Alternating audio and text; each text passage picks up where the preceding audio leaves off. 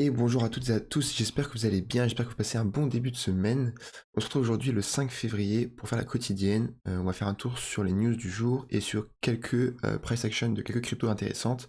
Aujourd'hui, enfin depuis quelques jours même, si vous me suivez, mais le feeling que j'ai c'est qu'il ne se passe plus rien. Et on va voir ce qu'il faut faire selon moi dans ces phases de marché là. Parce que ça me rappelle des phases de marché qu'on a déjà connues il n'y a pas si longtemps. On se trouve comme d'habitude avec la map des cryptos, la moitié dans le rouge, la moitié dans le vert, donc là rien de particulier à dire. Donc là, comme d'habitude, hein, mais moi, ce qui me saute dessus, c'est les volumes encore, qui sont encore très faibles. Mais on est lundi, donc ça devrait augmenter un petit peu. Mais ça fait partie des arguments pour me dire que, en ce moment, le marché est vraiment dans une phase de respiration où il y a beaucoup moins d'activité. Comment ça se retransmet dans les graphiques, c'est simplement par le manque de volume. On a clairement eu une chute des volumes. Et ensuite, lorsque j'ai un peu regardé dans le classement un peu plus en détail, chose que je fais pas tous les jours. En fait, j'ai comparé tout simplement les performances à l'année de toutes les plus grosses caps parce que je me suis dit, Bitcoin il a pump avec l'ETF Bitcoin Spot. L'ETH pas trop, mais quand même il a un peu performé. Les petites altcoins ont pump, les Tao, les Kaspa, même les plus petits coins, etc. La majorité ont tapé des fois 3 fois 4.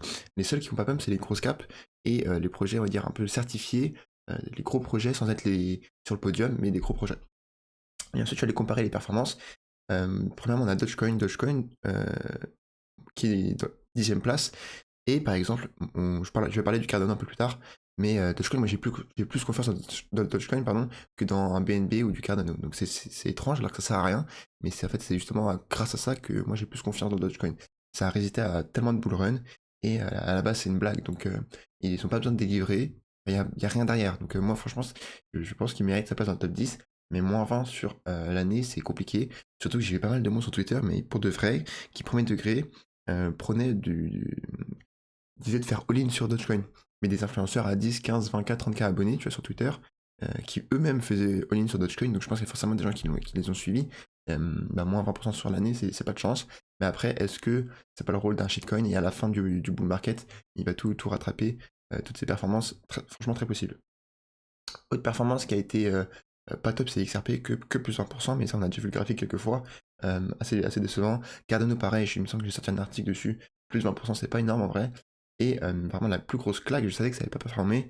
Moi j'en ai vendu il y a 2 mois et bah, j'ai bien fait, j'ai eu de la chance, hein, c'était purement un coup de chance, parce que j'avais quand même une assez grosse ligne. Mais c'est du Polygon Matic. Polygon Matic moins 40%, franchement ça saute aux yeux. C'est comme du Shiba Inu, hein, le deuxième shitcoin, c'est même pas la preuve de concept. Donc franchement, Polygon, j'espère qu'ils vont se rattraper.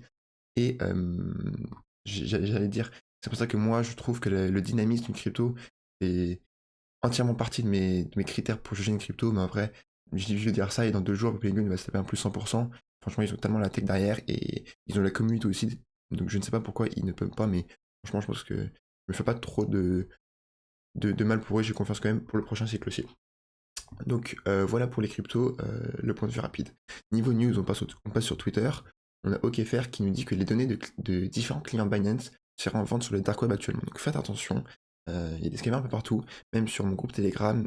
Hier, je pense qu'il y avait le premier scammer qui a essayé de nous la mettre. Et là, franchement, c'est assez big, hein. Vos données en vente sur le dark web sur Binance, c'est vraiment la plus grosse database dans la crypto. Et en plus, c'est de la database, mais qui est qualifiée. C'est pas comme si on avait des numéros de téléphone de gens de plein de différents secteurs, non. C'est une liste de données que de gens qui sont dans la finance, dans la crypto. Donc, quand tu veux faire une arnaque, bah, tu tapes une arnaque je sais pas, une arnaque d'assurance, de crypto, financière, quoi. Et tu vas toucher, entre guillemets, c'est comme dans un vrai business, hein, mais tu vas toucher des leads qui sont chauds, qui sont qualifiés. Et donc, forcément, ça va être plus efficace. Donc, faites attention à vous si vous recevez des messages ou des mails qui sont assez étranges et sans doute à cause de ça. Ensuite, on passe sur Algod qui nous dit que Regulating AI, l'intelligence artificielle régulée, ça va juste faire en sorte que les gouvernements ou que quelques partis centralisés auront une énorme quantité de pouvoir. Et ça, je suis totalement d'accord. Et même, c'est ce que je disais lorsqu'il y avait le français rechercheur chez Meta qui parlait de ça, qui prenait la parole là-dessus. Mais au-delà de BitSensor, au-delà de se faire de l'argent financièrement, etc., euh, enfin, juste imagine si Meta, Google ou Microsoft a créé et a en sa seule possession une intelligence artificielle que la plus puissante au monde et donc que tout le monde utilise. Franchement, je vois pas un monde dans lequel ça se passe bien. Et bah là, ça se trouve, ça va arriver dans 5-10 ans. Donc je me dis, bah c'est sûr que ça va être des open source, tu vois. En fait, bah, tout le monde veut que ce soit open source. même ceux qui sont pas dans la crypto. C'est juste logique, c'est un choix logique. Donc je pense que, voilà, entre guillemets, l'humanité va faire le bon choix et va aller vers des choix open source. Donc autant essayer de placer ses billes, pas sur des actions Microsoft ou par exemple, si on veut jouer sur l'IA, mais sur d'autres protocoles qui sont open source. Ensuite, bah pareil, hier soir, il y avait quelqu'un de la commu sur Telegram qui avait du mal à faire exactement ça. Et en gros, c'est le fondateur de DeFi Lama qui a créé un moyen pour envoyer ou pour faire un swap sans avoir de ETH sur son wallet. Et en fait, les ETH, je n'ai pas regardé le fonctionnement, mais j'imagine qu'ils sont déduits directement du montant et ça se fait tout de suite automatiquement. Donc ça, très fort, et je pense que pour l'adoption de masse, c'est pratique, parce que même moi, ça m'embête. Honnêtement, c'est chiant. Lorsque tu veux te faire un swap ou juste envoyer de l'argent d'un wallet à un autre wallet et que tu es obligé d'aller sur un exchange ou je sais pas où pour t'envoyer 100 balles d'Ethereum, c'est un peu chiant. Ensuite, un peu plus news politique, mais on a le président du Salvador qui a été réélu dès le premier tour avec 87% des voix. Donc c'est énormissime, et là-bas c'est pas comme, de ce que j'ai compris, hein, mais c'est pas comme la Corée du Nord où t'as 99% des voix parce qu'ils ont pas le choix. De ce que j'ai compris, là-bas ils ont le choix. Après je sais pas qui était en face de lui, ça se trouve il y avait personne en face de lui, hein. Mais je pense, ou en tout cas je préfère penser que c'est simplement parce qu'il est bon, et il a convaincu son peuple. Le Salvador avant ça craignait de dingue, et en vrai bah quand t'es dans la crypto tu suis un peu plus les actualités là-bas parce que c'est un pays qui est évidemment extrêmement pro-crypto. Il a tout simplement réduit la criminalité de dingue.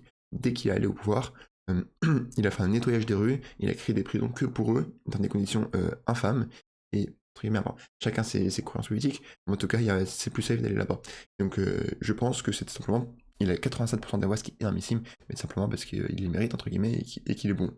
Donc tant mieux pour nous, d'un terme purement financier, c'est un pays qui est pro-Bitcoin, je pense qu'il va récolter les fruits de ce qu'il a semé durant la 2024-2025, parce que lui, il a commencé à acheter un bull run, il a un prix d'achat extrêmement élevé, donc dans 1 ou 2 ans, il va quand même commencer à être bien positif, et c'est là où il va se faire respecter, on va dire, sur la scène internationale par rapport à l'adoption du Bitcoin. Ensuite, on a The Block qui nous fait un article qui dit que le mois de janvier a vu le plus haut volume, le plus haut niveau de volume sur Bitcoin depuis septembre 2022. Donc ça date carrément, et septembre 2022, c'était juste avant FTX et bah, le Black Swan. Donc ça fait quand même assez longtemps qu'on a une période de bien market d'accumulation. C'est plus une période d'accumulation, hein. Toute fin 2022 et tout 2023, en fait, il ne se passait rien. Et c'est pour ça que moi, actuellement, ça me rappelle ces moments-là. Donc oui, en janvier, on a eu beaucoup de volume. Bah, c'était à cause des ETF. Et c'est peut-être pour ça que je suis biaisé et que j'ai l'impression que les volumes d'aujourd'hui, ils sont vraiment très faibles. Parce que je suis habitué au volume de mois de janvier qui était anormalement haut à cause du buy the rumor, sell the news et de tous les ETF qui commencent à accumuler, etc. Peut-être. Mais je pense pas, et je pense que les volumes qu'on a là, on les a pas vus depuis septembre 2023. Et ça me rappelle simplement, ça me donne envie d'acheter, parce que bah, je sais que c'est, enfin c'est pas je me dis, c'est je sais que c'est dans ces moments-là où personne ne parle, de projets à droite à gauche, et sur Twitter, même pour ceux qui utilisent Twitter, c'est vraiment beaucoup plus calme. Bah, c'est dans ces moments-là qu'il faut acheter, tu vois. Parce que même psychologiquement, même moi qui le sais, lorsque ça pump, lorsqu'une crypto prend 10-15% par jour, et qu'on voit un peu le ticker partout passer sur Twitter, et c'est là où j'ai tout de suite envie de recharger en fait. Comme tout le monde utilise la psychologie humaine, et du coup il faut se forcer, comme quand t'as pas envie d'aller à la salle ou quoi que ce soit, il faut se forcer à le faire. Pas quand tout le monde en parle, mais vraiment quand personne n'en parle. Donc, euh, donc voici ce que je me dis d'un côté, mais de l'autre côté je me dis, si Bitcoin il va retracer, on y arrive à voir graphiquement, j'ai pas mal de graphiques à passer, mais s'il retrace à 35-38 000 $, ça me fait chier de lâcher mes tout derniers stablecoins actuellement. Donc je vais me laisser encore quelques jours pour prendre mes décisions, qui aura quand même un peu d'impact, et je verrai.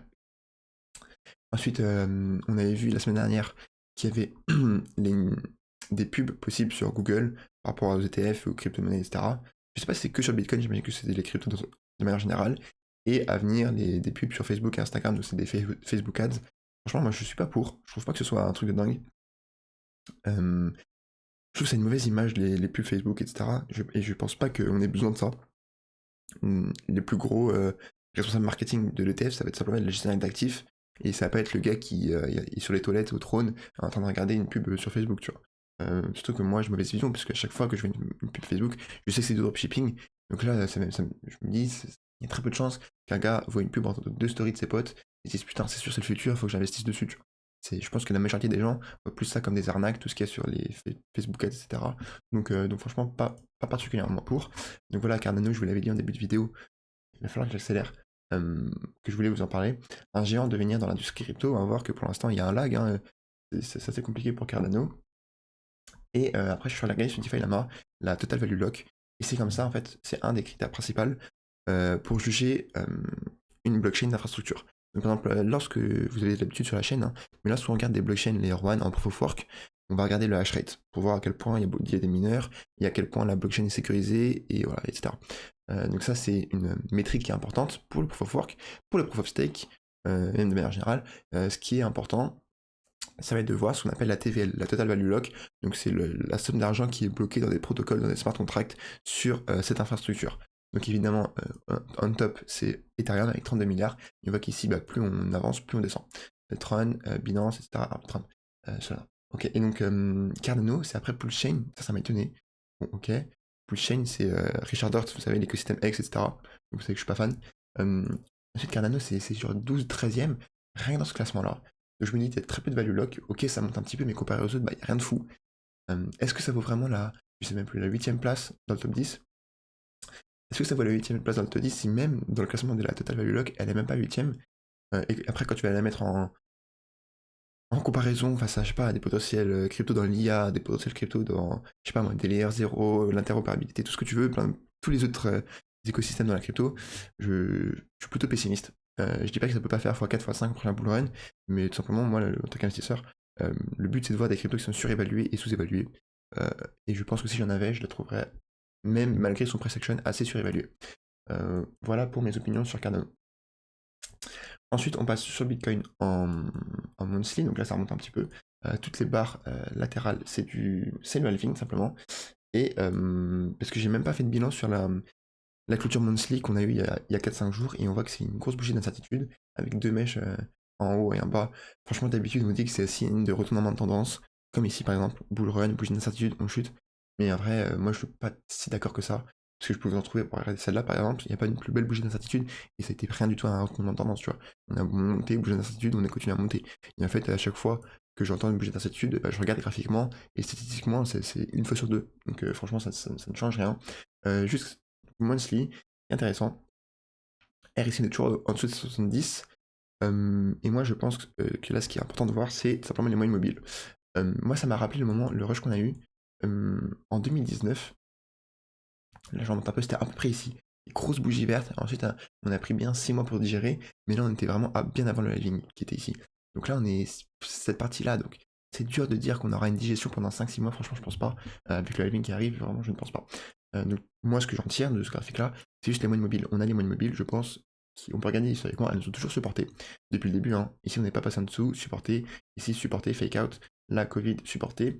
Et ici, on allait sur la moyenne mobile 50 qui nous a supporté à chaque fois. Donc graphiquement, c'est très simple, tendance haussière et les moyennes mobiles, et je pense simplement qu'on ne repassera plus jamais en dessous de ces moyennes mobiles-là. Donc là, si on attend 1 ou 2 mois avec la moyenne mobile au moins du halving, elle est aux 32 000 $, je pense qu'on ne repassera de manière beaucoup plus certaine que je suis encore actuellement, plus jamais en dessous de 32 000 $. Voilà pour le Bitcoin. Alors là, on change de time frame de manière assez drastique. On est en une heure, et on voit que sur le CME, donc le Chicago Mercantile Exchange, on a un gap, je vous en ai déjà parlé, les gaps, on va en combler 9 sur 10, surtout quand c'est un petit time frame comme ça, il y a énormément de chances qu'on vienne combler notre gap, parce que 9 fois sur 10, on le fait. Et lorsqu'on ne le fait pas, ça s'appelle des gaps de rupture, donc je ne pense pas que... Là, c'est même sûr que ce ne sera pas un gap de rupture, parce que c'est un gap qui est au-dessus de nous. Donc pour que ce soit un gap de rupture, ça voudrait dire que le Bitcoin ne reviendrait plus jamais autour des 44 000 $. Et si vous êtes sur cette vidéo, et vous ne pensez pas cette chose. Ensuite, on a Chainlink. Chainlink, vous vous souvenez que je voulais, pourquoi pas, racheter. J'avais vendu ici, non, ça c'est un daily. Donc j'avais vendu plus tôt, je sais plus où. J'avais vendu plus tôt et je voulais racheter sur potentiellement mon challenge 10 400K. Mais en fait, ça reprend trop de force. Regardez, on était sur une résistance. Moi, j'ai vendu à la bonne résistance. On avait un weekly un peu en surchauffe, etc. On avait bien pump. Franchement, c'était assez normal de penser que gros breakout, on venait de faire pullback par ici ou pullback ici à minima. Et au final, non, on est juste venu se casser la tête juste sur la résistance. Et là, on est en train de la breakout sans jamais retourner sur le support. Donc là, on a breakout avec très joli volume, donc super bien. Et ensuite, peut-être l'idée, c'est de faire un pullback. Et pourquoi pas, moi, j'en prendrais pas en spot, même si j'aime bien le projet. Je trouve que mon portefeuille, là, il est trop bien. Vraiment, je suis content avec mon portefeuille. Donc j'en prendrais pas en spot, mais pourquoi pas prendre un petit trade en vrai. S'amuser un peu, prendre un trade ici avec, je sais pas, un stop loss soit là ou soit là. Pourquoi pas pour Chainlink. Mais voilà, donc très bon projet. Ensuite, CKB, qui m'a été demandé, il me semble, quelques fois sur Telegram. CKB, on voit que ça se réveille un petit peu. Si on regarde, c'était quand c'était hier. Non, c'était en weekly. Donc en une semaine, ça a pris 50%. C'était lagué par rapport aux autres cryptos. Hein. D'habitude, nous, on avait eu ça en septembre, octobre, novembre, pardon. On est en train essayer de s'extirper de notre gros range du bear market. Franchement, pour l'instant, je pense qu'on n'a rien vu. Ça me fait penser un peu à Chainlink, vous pouvez la regarder. Mais Chainlink a fait la même chose, un énorme range comme ça, où on dit que c'est un stablecoin, mais il a fait des variations de plusieurs dizaines de pourcents jusqu'à breakout. Et bah, du coup, il a pas fait le pullback, mais il a vraiment breakout. Donc CKB, pour l'instant, si quelqu'un n'a pas encore de ligne, le gros pump, c'est pas dramatique, et je pense qu'on n'a encore rien vu. Moi, je les ai vendus. Et aussi, statistiquement, c'est un peu bizarre, mais à chaque fois qu'on a eu des volumes énormissimes, alors je sais pas à quel point ils sont vérifiés, hein, mais d'habitude, ils sont bons. À chaque fois qu'on a eu des volumes comme ça en pic absolu, et bah, juste à chaque fois que ça s'est passé, on a dump juste après. Donc là, est-ce que c'est clairement pas un bon argument, je pense. Ensuite, Tao. Tao on a pas mal digéré, pardon. Ce serait vraiment pas mal de venir faire un pullback au niveau des 350 $. Je sais qu'il y a pas mal de monde l'attend ici, et je pense que là, ce serait vraiment un très bon point d'entrée. On aurait breakout et on serait venu faire un pullback parfait sur l'ancienne résistance. Donc ça, ce serait graphiquement clean. En plus de ça, on a des volumes qui sont énormissimes. Là, je sais qu'il a tort, c'est même pas je pense, et je sais qu'il a tort. Sur Saostat, c'est ici qu'on a eu les volumes les plus hauts qu'on ait jamais vus. Et là, je sais pas pourquoi il a enregistré des volumes plus hauts. Donc c'est assez bizarre. Peut-être qu'il prend les volumes que sur Mexé, alors que sur Saostat, il y a les volumes de tous les exchanges. Et plus ça va, donc pourquoi je vous explique, mais plus ça va, plus Mexé perd des parts de marché. Donc c'est pour ça que les volumes sont de moins en moins grands, parce qu'il y a de plus en plus d'exchanges, mais qui listent du Tao. Donc voilà. Ensuite, on a Akash, c'est déjà long, on est sur une résistance. Je l'attends plus bas, et si ça descend, je vais recharger parce que je n'ai pas assez. Je suis déjà focus sur ma position, mais je compte en charger plus parce que simplement je n'ai pas assez. Et un weekly, il a un petit peu en surchauffe. Voilà. Analyse rapide. Ensuite, on a Root Protocol. Root Protocol qui, il me semble, est dans l'interopérabilité. C'était pas mal hype, et j'ai failli en acheter déjà ici. Donc, simplement, j'ai pas acheté. Pourquoi? Il me semble que je l'ai passé dans la vidéo, donc dans une des daily, mais à l'époque, on était beaucoup moins, mais il me semble que je l'ai déjà passé. Tout simplement à cause d'un RSI au-dessus de 70, donc là, heureusement que je l'ai pas acheté ici. Et ça m'a empêché de faire un moins 60% sur mon investissement, donc assez content de ça. Mais après, c'est pas que graphiquement, hein. J'ai eu de la chance. Pourquoi? Parce qu'ils ont, j'allais dire troll, ils ont très mal géré leur communication et leur communauté. Et là, ça ressemble vraiment à un falling knife, un couteau qui tombe. Et généralement, on n'achète pas un couteau qui tombe. Donc, faut espérer qu'on attende une petite zone un petit range ou une sorte de petit W, et il faudra acheter à ces moments-là lorsqu'on aura des patterns de retournement, parce que pour l'instant on ne sait pas si ça va s'arrêter ici, ici, ici par exemple. Ok. Et le Crow Protocol, moi je suis pas placé sur l'interopérabilité, donc ça m'intéresserait de m'initier une ligne. Et ce qui m'intéresse aussi, pareil, mais rien que dans mon caractère je suis un peu comme ça, c'est tout simplement d'être contre la masse, tu vois. Tout le monde a peur, tout le monde fait, tout le monde vend, mais en vrai j'aime bien être contre, et dans un an leur dire, vous voyez, j'étais le seul à avoir raison, vous avez tous tort. Voilà un peu pourquoi ça m'attire. C'est un centrifuge qui graphiquement est parfait, mais je connais pas encore le fondamental assez. Je sais que c'est solide, mais je vais m'enseigner. Parce que comme je vous disais hier, il faut être fondamentalement solide sur vos lignes. Mais là, c'est graphiquement magnifique, hein. Range, prise de liquidité pour Wyckoff, si par exemple si vous connaissez Wyckoff, mais même pas besoin, hein. Grosse extirpation, voilà, séance de breakout, ensuite pullback parfait sur le support, l'ancienne résistance. Et là, l'objectif c'est vraiment d'aller à la hausse. Vraiment, graphiquement, c'est très clean. On est sur des moyennes mobiles en plus en weekly. Donc franchement rien à dire graphiquement, je pense que je vais m'initier une ligne là-dessus. Surtout que après si un RWA je suis assez positionné, je suis sur Rio et sur Polytrade, mais je suis pas sur les leaders du secteur, qui me semble centrifuge est. Donc écoutez, voilà pour les news du jour. Je vous dis à tout à l'heure pour une vidéo de dossier qui sera rapide, je pense. Je vous souhaite un excellent début de semaine, force à vous si vous allez au travail, et je vous dis à tout à l'heure, et ciao ciao.